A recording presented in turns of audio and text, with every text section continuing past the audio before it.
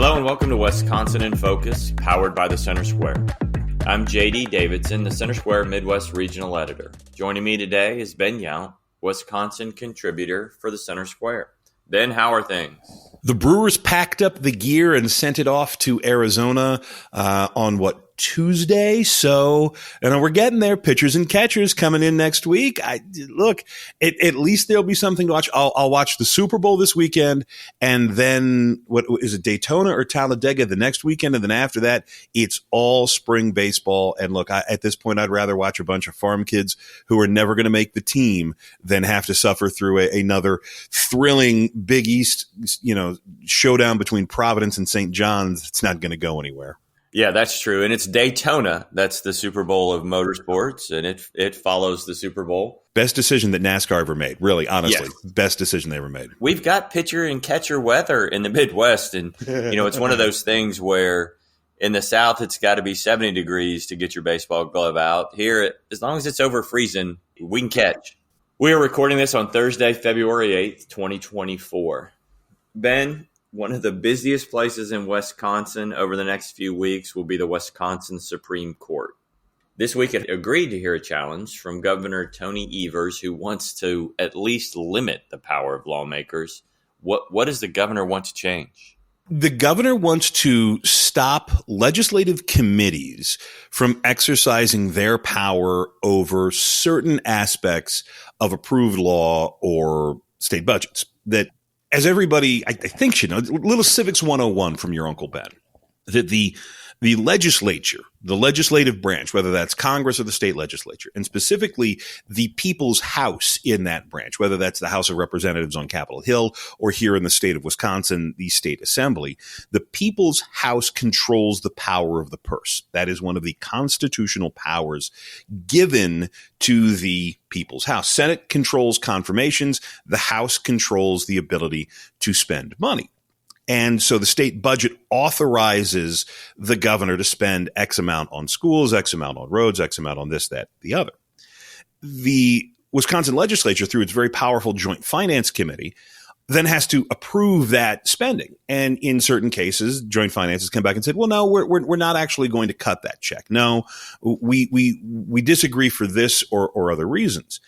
The governor sued. And he wants to say, well, look, once it's passed, it's mine. And lawmakers shouldn't have the ability to touch this money. This became an issue a couple of months ago with those UW pay raises, that in the ongoing fight over diversity, equity, and inclusion, the Joint Finance Committee put a hold on $80-something million in pay raise money. And so all of a sudden, secretaries and janitors and non-tenured faculty members weren't going to get their 4% raise. That bothered an awful lot of people and bothered the governor severely. He went to the Supreme Court and said, hey, I want you to hear this case, the pay raises, and this case about stewardship, that Wisconsin has a huge stewardship program that essentially uses state money to buy giant tracts of forest land and take them off of the tax rolls, put them out of production. It just becomes a state forest or a conservation area, and no one can build a home, no one can log, no one can do anything. And in this particular case, it's in the Pelican River Forest. And folks up in that community didn't want this to happen. They said, well, wait, if you just take this, you're chopping off 2 or 3 communities' potential for growth. This is valuable timberland. We need to at least manage this. And so again, one lawmaker said, I object to the governor's stewardship program here. Let's not go forward with it. And the legislature killed the governor's idea. The Supreme Court, mainly because the pay raise issue by now is moot. There was an agreement to release the money, but the university had to pull back on DEI. The Supreme Court agreed to hear the challenge to the conservation program. And essentially what the issue is who controls the state's money. Constitution says the state assembly controls Wisconsin's money. Governor Evers wants to be in total control of the state's money. And this is another, not just money battle, but a balance of power battle. And if the court, the liberal majority court, sides with the governor, it takes away power from a legislature that he's been battling with for 6 years now. We also filed the story this week about the Joint Legislative Audit Committee And their latest report, you got to remember, the audit committee has been looking into spending from the coronavirus stimulus money, the $3 billion that Wisconsin got.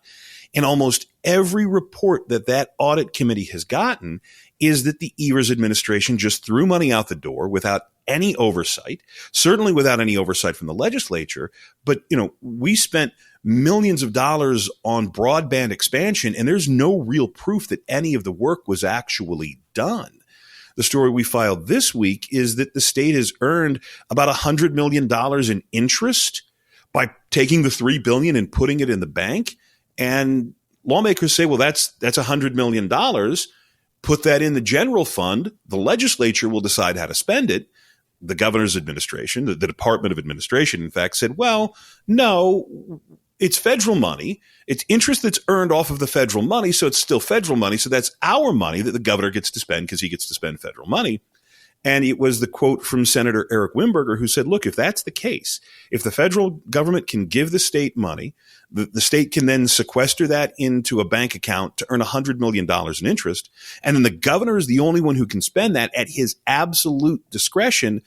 Then we're running a shadow government here that cuts the legislature out of the process.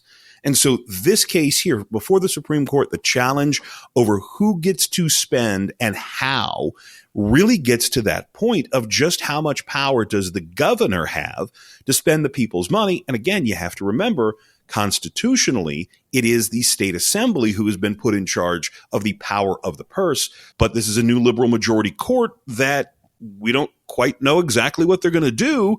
And they've been pretty apt to strike down legislative power and give more power to the governor. So we'll have to see. We'll have to see how this one ends. We seem to say that a lot with the Supreme Court. That's all the time we have. Listeners can keep up with this story and more at thecentersquare.com. For Ben Yount, I'm JD Davidson. Thanks for listening, and please subscribe. Get creative with Skillshare. Explore thousands of hands-on creative classes with one inspiring membership. Watch, play, learn, discover. Follow the link in our show description to join Skillshare today and get 1 month free.